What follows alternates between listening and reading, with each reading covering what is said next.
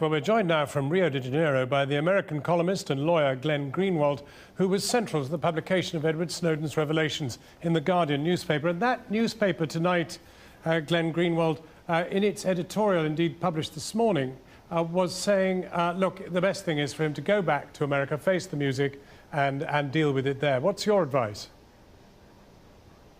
Well, they've been very supportive of Edward Snowden the entire time that they've been editorializing, but I happen to vehemently disagree with the view that he ought to go back to the United States.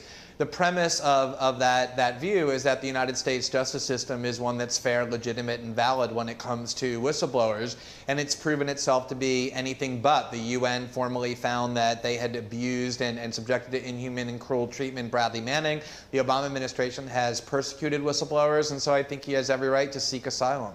Right. Well, now, you've actually met him. What is he like?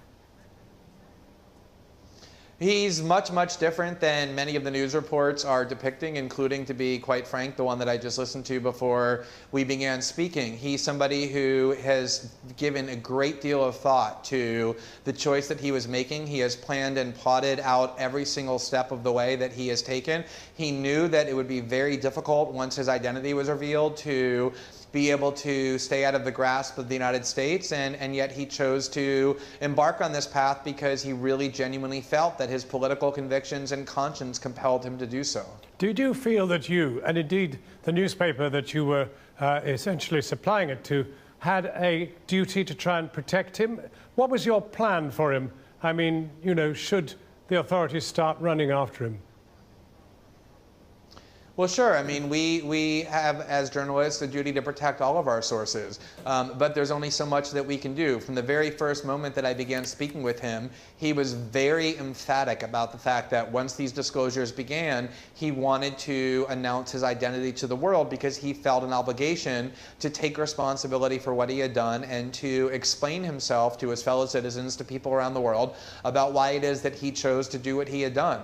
He was very thoughtful about the fact that once that happened, he would have a lot of bad options, and we spent a lot of hours making certain that he had really thought through all the consequences. But he also knew that even if he hadn't outed himself, the United States would easily discover that he was the source. And as he put it to me in the very first time we met, all my options are bad options. He's an adult. He made the choice that he made, and he's prepared to live with the consequences. You last saw him in Hong Kong?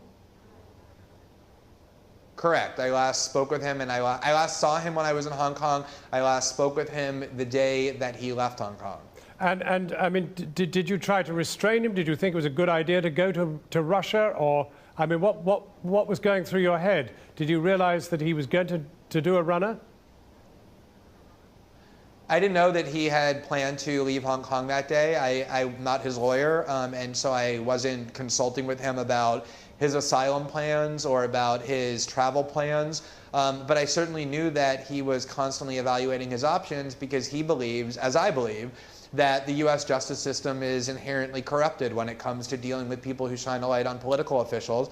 And he had made the choice that whatever it was that he did, he wanted to stay out of the grasp of the United States, because what will happen if the United States gets him is it will render him incommunicado. We will never hear from him, not for many years, maybe not ever. Well, and he wants to participate in the debate that he started. Let me ask you then about that, because here are the Europeans absolutely livid with what's happened. I mean, there's been a major debate in the European Parliament today. The French are extremely angry.